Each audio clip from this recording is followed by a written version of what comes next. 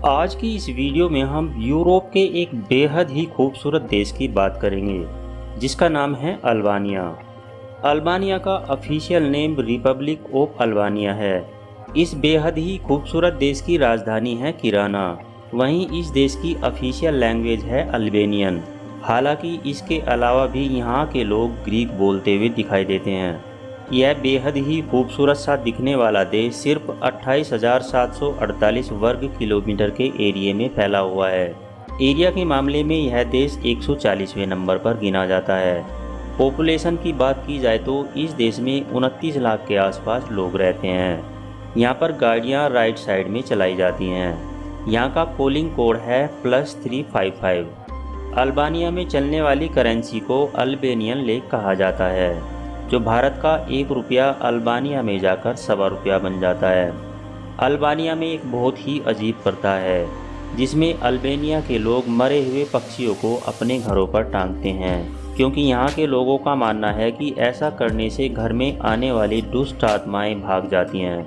इस देश में कुछ चीज़ें उल्टी चलती हैं, जैसे गर्दन हिलाकर ना करने के इशारे को हाँ समझा जाता है और हाँ करने के इशारे को ना समझा जाता है।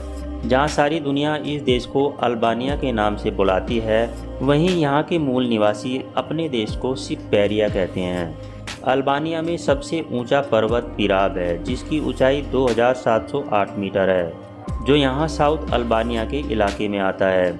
एक समय पर यह काफ़ी गरीब और भ्रष्ट देश हुआ करता था, पर पिछले 30 सालों में यहाँ पर कई बदलाव हुए और अब इसे यूरोप के सक्षम देशों में गिना जाता है।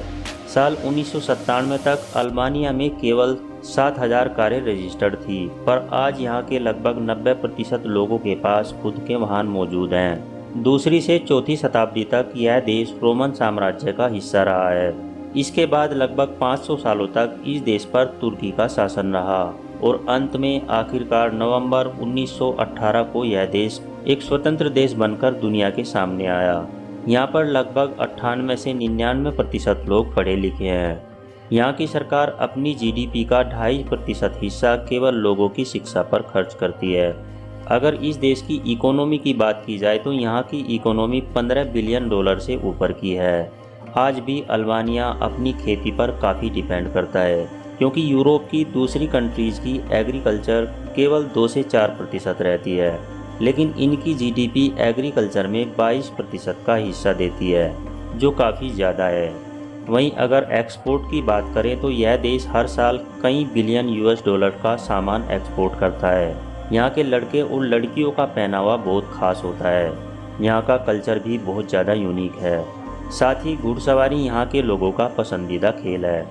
अल्बानिया की महिलाओं को काफ़ी आकर्षित करने वाली समझा जाता है और साथ ही ये बहुत भोली भाली भी होती हैं। यह देश ग्रीस के पास स्थित एक बहुत ही आकर्षक देश है। आज के समय में इस देश की जितनी पॉपुलेशन है, उसकी आधी जनसंख्या दूसरे देशों में जाकर बस गई है, क्योंकि 25 से 30 साल पहले यह बहुत ही गरीब देश हुआ करता था, पर अब इसने अपनी तरक्की से पूरी दुनिया को हैरान कर दिया है। 1991 में यहाँ बहुत बड़ा आर्थिक संकट आया था, जिसके चलते अल्बानिया के बहुत सारे लोग विदेशों में चले गए थे।